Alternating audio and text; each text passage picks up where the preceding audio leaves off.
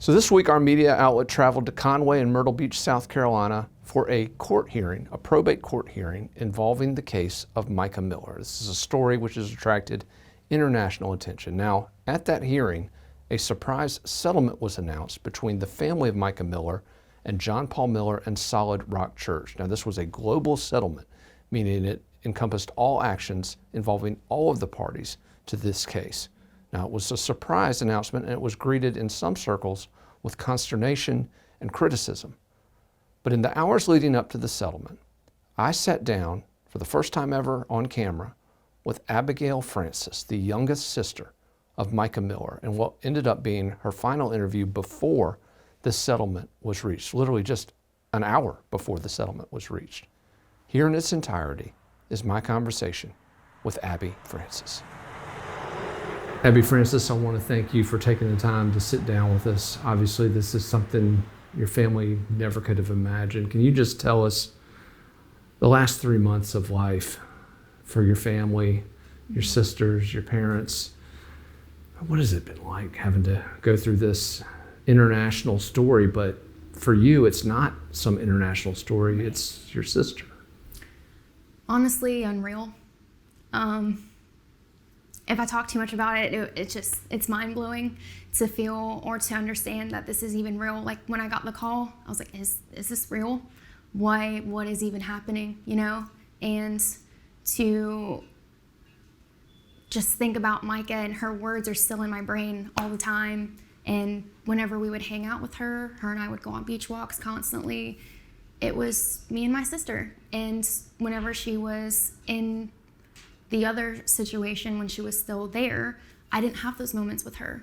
And when she was finally herself in her own area, living in her own apartment, it was like I got my sister back, and we could have those sister moments and those sister talks, and we would go to lunch together, and it was like nothing ever happened. And she used her experiences to grow as a person and to help everybody around her and consistently uplift everybody else in her circumstances. So it was basically like having my sister again. And then for it to be completely ripped away, there aren't really any words. Yeah. But before you lost her, she would be ripped away for long periods by John Paul. He would forbid her to see you, to speak with you, isolating her from your entire family. Obviously, we know how difficult that was for her, but what was that like for your family to not be able to talk to her, to see her during those times when you knew she was struggling? A lot of what was going on, she didn't tell us. So there are some things that we weren't aware of because she kept that from us. And even learning some just different people throughout this whole thing. They're like, so where were you during this time? It's like, she didn't call me. I had no idea. And she, to my understanding, is she just didn't want us to know what was going on, especially on that, you're my little sibling. I don't want you to know everything that I'm going through. And just talking with her about things that she was going through, she would always just say, you have to remember in those times when we weren't talking, I was under duress. She would tell you that. Yeah, she's like, I couldn't talk to you in those moments. And if we didn't have a relationship with a specific person, then we couldn't have a relationship with her. And if we didn't have holidays at specific areas, then we couldn't have her there with us. So it was pretty much give and take, and be present whenever you could, honestly. We would maybe get 5 minutes with her. We could go get a coffee. Some days we wouldn't even see her. I would call her and I would get 5 minutes with her on the phone, and then we wouldn't see her for a while. So it was definitely back and forth. Sister, are you still my sister, or are you someone who's going through their own thing? And everything that kept going back and forth, like even the last couple of months when her and I were talking, it's like, what was going on in this situation? And she sometimes wouldn't want me to know. And I think a lot of it too is just her being that older sister and not wanting everybody to know what she was going through. She didn't want anybody to know, as well as what Attorney Ward was saying, is Mica did not want anybody to know the full extent of whatever she was going through, because she didn't want to drag anybody down. She didn't want to out anybody else's sins, because that's, as a Christian, you're not supposed to do that. You're not supposed to throw stones. You're not supposed to tell anybody like, hey, they did me wrong.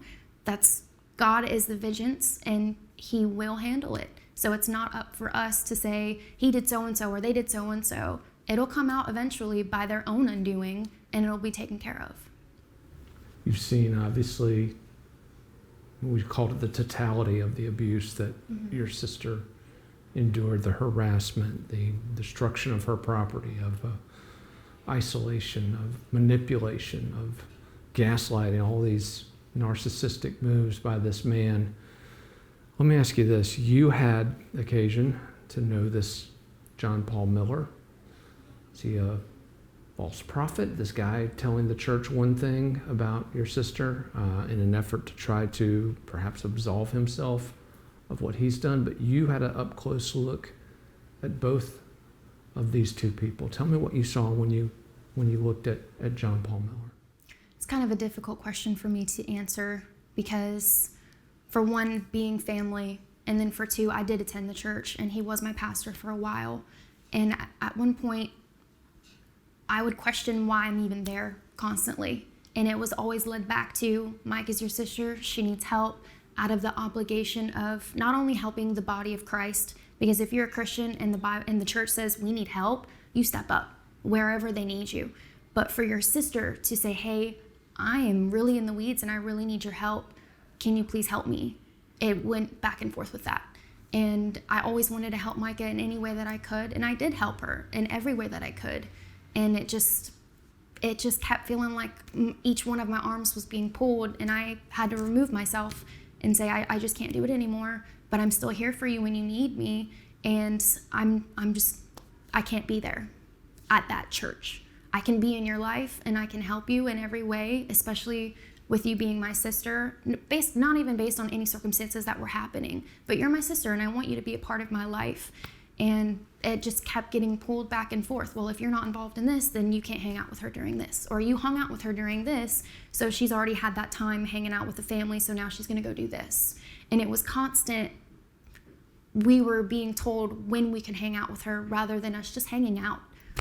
And that extended after she died, too, didn't it?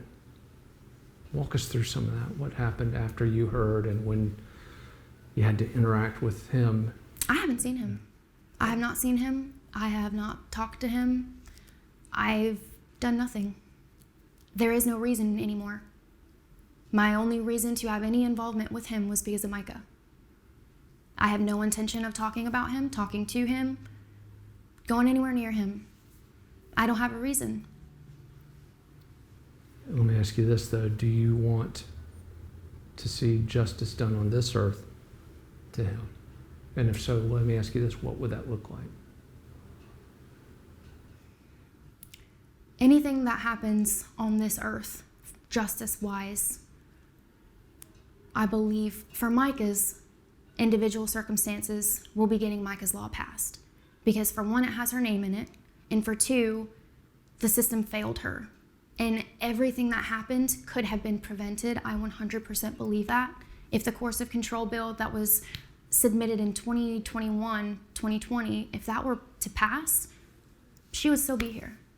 And the only justice that if we can see, because in the beginning, I didn't want Mica to be known as a domestic violence victim or an abuse victim or anything like that, because she's much more than that.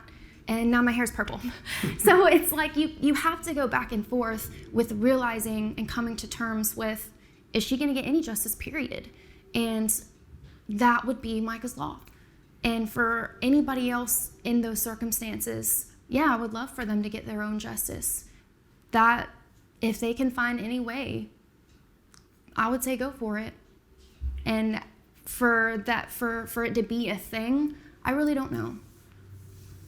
But at the end of the day, something's going to happen, because we all got to answer to someone.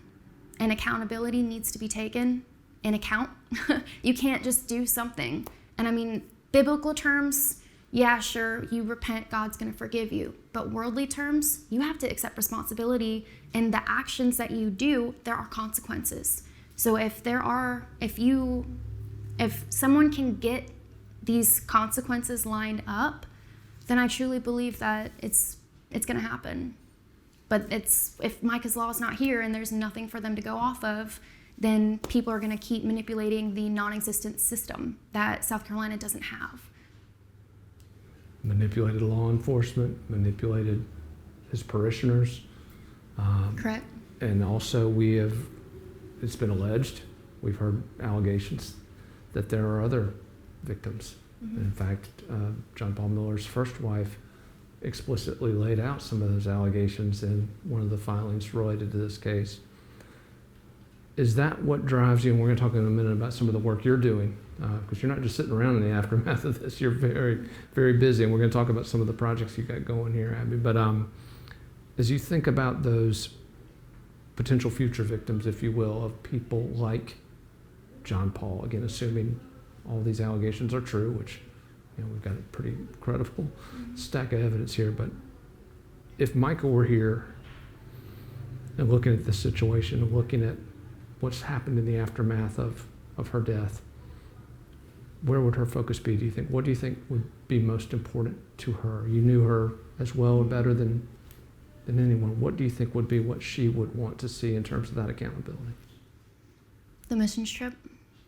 She started that. She founded it. And for it to be taken into a different area and to be twisted and lies to be said about it, that would break her. It was something that she started, something that she's wanted to do since she was young. She's always wanted to go to Africa. She's always wanted to be the Angelina Jolie mixed with Carrie Job. She wanted to be that Christian artist that helped people, as well as Angelina Jolie, going to Africa and helping these children that need help and being the missionary. She loved going and doing that and realized that her purpose on earth is not just to be a servant for one person. She always said, my purpose as this position, either if it was a wife or a pastor's wife or a sister or a stepmother or whatever it was, it always got boiled down to one purpose. And people have many purposes in life. God has multiple plans for your life. It's not just one big thing. There are many things that attribute to that. And the biggest thing that she was really focusing on was being a missionary and helping the children. And for that to be used against her and ripped away, held over. That's very malicious. No matter who you are, no matter what your connections are, to use that against anybody, I don't know why anybody would do that. It was his leverage, wasn't it? Correct. We were talking earlier with Attorney Ward, and I wanted to see if you agreed with this too, that one of Mica's key focuses in all of this was to keep people from being driven from the church, to keep people from having a bad taste in their mouth when they thought of church. And you've obviously seen in the aftermath of this that there have been a lot of folks who have come down on Christianity, they've come down on organized religion. When you see those kind of statements, what do you feel? What does that make you think? One of the biggest things that we said in the middle of her memorial service was, do not let this affect your relationship with God. Because at the end of the day, it's not about what your religion is or what the organization you attend and what their rules are. It's about your personal relationship with God and having that divine awakening, if you want to call it that. You go to church for yourself, to be around like-minded people, to worship God, to learn, and to have that community, not just to put someone else on a pedestal and to listen what they say for 30, 40 minutes, and then you go home. A lot of people are seeing that and getting in the routine and forgetting that it's all about relationship with God. You can go and hear the word and not obtain any of it. And you just, okay, well, I went to church today, or I went to Bible study today, or I read my devotional today, but they don't have that meaningful awareness or just comprehending it. And it's so much deeper than that. People see church as a top surface thing when it's so much deeper than that. God has angels up there worshiping him 24/7. Church is for us. It's for the body to come together and be together with like-minded people and continue to be the body of Christ. And for people to use that against someone, for someone to use somebody's testimony against them, that is so low. That's why we're all together, because you go to a hospital because you're sick. You go to church, a lot of sick people there, spiritually, and it's kind of goes hand in hand with it. You don't just go to church because you're already saved. People go to church to get saved and to stay in that community, to grow each other and to help each other.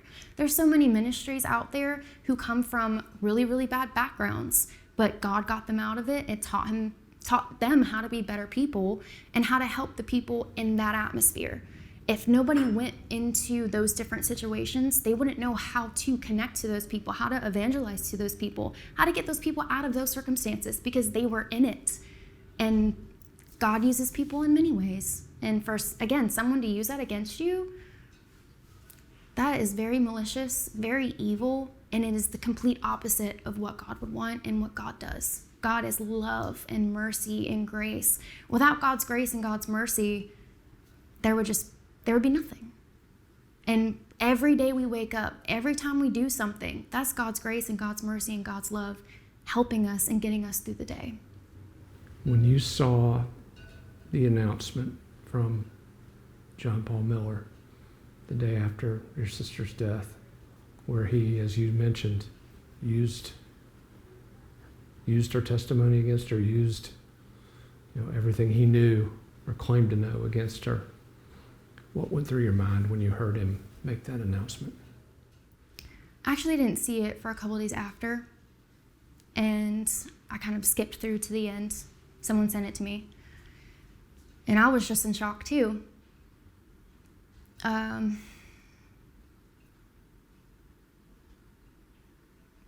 really don't have words for that. People do what they do, sometimes for no reason, just because they can. And that's something very hard that I've had to keep continuously learning and keep in the back of my mind for years. I'm a why person. Why did you do that? What was your reasoning? What was your motive? What was your intent? And sometimes people just do things because they can. There is no reason, there is no motive, there is no intent. They can, so they do. And on the one hand, there's your sister fighting to preserve the integrity of religion for those, even though she's clearly dealing with the Right. situation that's completely beyond the pale. But then the second after she dies, you've got him manipulating it. Doesn't piss you off? I think there's a difference between worldly anger and righteous anger. Whenever you're righteously angry, God's got it. He'll figure it out. I have no ill intent for anything. And that's very hard for anybody to say and to truly mean. And again, I don't want to see him. I have no intent to see him. I have no reason to see him. The only reason I had to see him was for Mica, and she's gone. I want to ask you now a little bit about what you've been doing these past few months since this tragedy befell your family. As I mentioned earlier, you were not sitting still. You're not taking any of this lying down. In addition to working on the law, you've got a big benefit concert coming up. Tell us a little bit about the concert, but more importantly, the bigger effort behind what the concert's trying to do. So there's a couple main points to having the concert. Is one, to shine light on Mica and who she was and who she is, because her light will not be dimmed by anybody anymore. This will be the biggest way of us screaming Mica's name in every way. There's going to be vendors, there's going to be food trucks, there's going to be a kid zone, local bands are going to be playing, and Mica loved music. That was one way that our family does connect. It's just if we hear a good song, whether it's Christian or not, we're like, oh, that's awesome, let's send it to you, you know? And even if you're not, like sometimes whenever I said like we weren't speaking with Mica, I would just send her a song and she would either heart it or say, oh, I really like that song, I'm gonna add it to my playlist or something like that. So for the community to come together and come back to the word community is one of the biggest things too. It's because we don't really have a community. You might have these small little groups that you go to and small little Bible studies or book studies or whatever you want to do, little meetings. We don't have community anymore. And so this benefit concert will push Mica's Law, push who Mica is, get people aware of the situation, because there's still a lot of people here who don't know whenever people states away know. And it's like, okay, so if our own community still doesn't know what's going on, let's have a benefit concert. Let's get the community together and get different organizations in line to where if someone comes to this event and they need help, someone's right there to help them.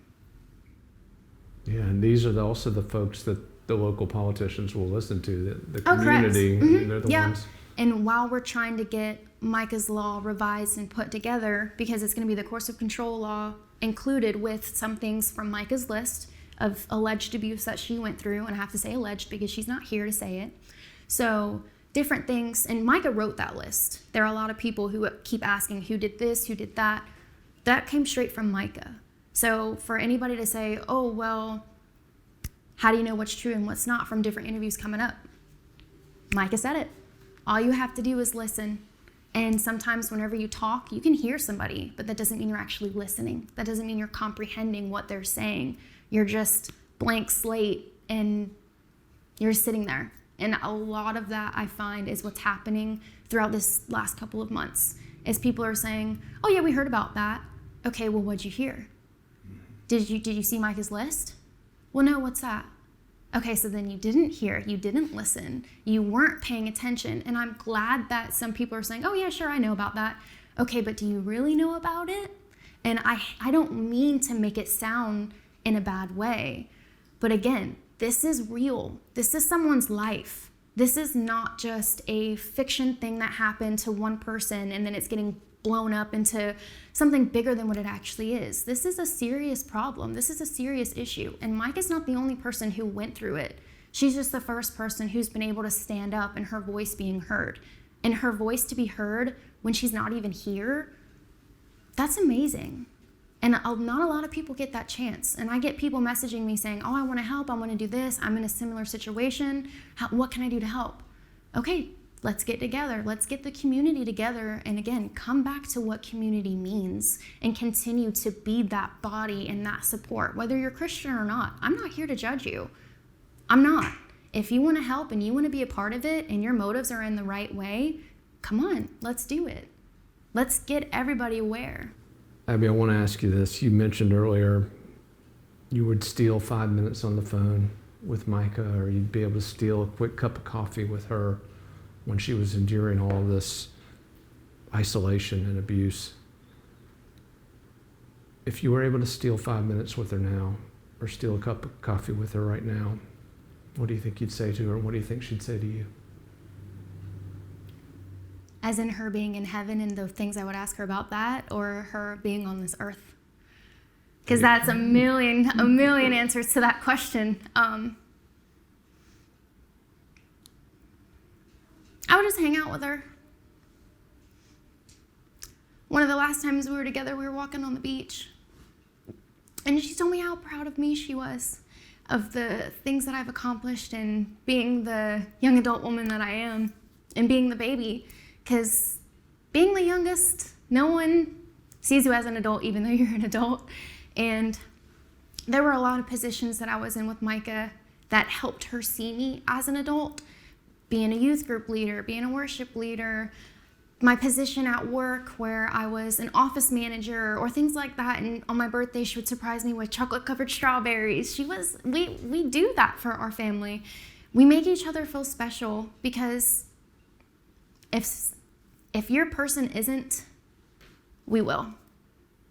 There's no reason for you to not feel special because you are special. You were put here on this earth for a reason, whether you think of it or not. And for someone to belittle that and make you feel not important, that makes me so mad. So she definitely helped make you feel special. And whenever we were together, she would always have her phone turned down. And I asked her one day, I said, why do you do that? You know, it's like some people do it for different reasons, and and I said, why do you turn your phone upside down? And she said, because the minutes that I do get with you, I want you to know that I'm paying attention to you and that you are the only thing on my mind right now. Because she was the organizer for many, many things in her title that she had for work and other things that she did. So she wanted you to make sure that you had her full attention and that she was there to see you. Because again, if we only had 5 minutes, we had an hour, we had lunch, that was sometimes all that we got. So she wanted to make sure that you had her full attention and that you felt like a priority in her life. And if I had 5 more minutes with her, we would be under the pier listening to worship music, hanging in our hammocks.